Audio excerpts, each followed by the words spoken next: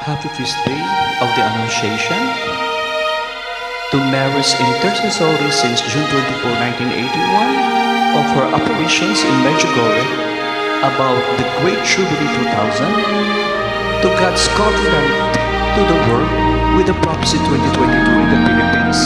Why on March 28, 2025, let us make the world a land.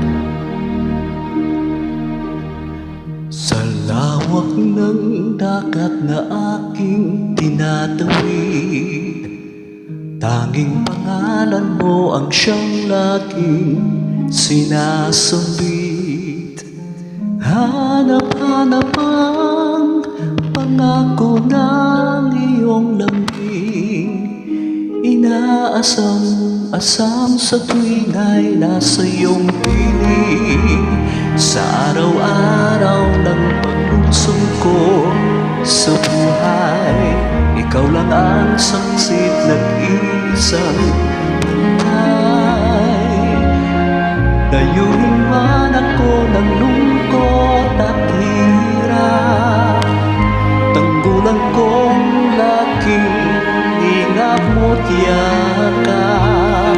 Salamat Maria sa iyong pagpilisan, sa bawat hapis, luwalhati, tuwa at liwanag namin. Salamat sa pag-ibig at sa bawat dalangin.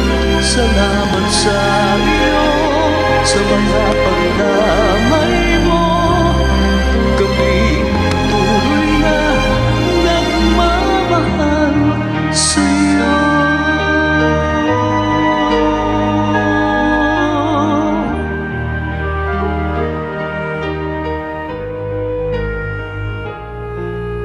Sa araw-araw ng paglusong ko sa buhay, ikaw lang ang saksit, nag-iisang bantay.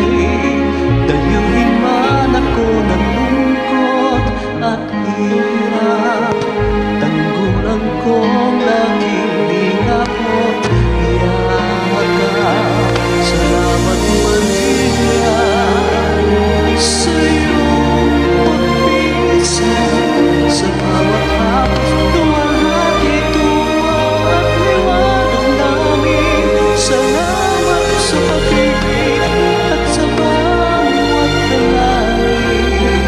Salamat sa iyo, sa mga pagdamay mo. Kami patuloy na nagmamahal sa iyo. Salamat Maria sa iyong pagpilisan, sa bawat hapis, luwalhati, tuwa at liwanag namin. Salamat sa pag-ibig at sa bawat dalangin. Salamat sa iyo, sa mga pagdamay mo.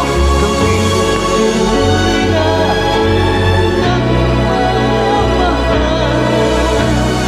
sa iyo.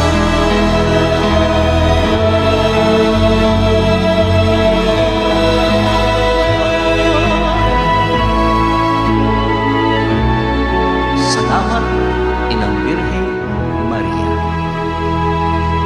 Happy Feast Day of the Annunciation.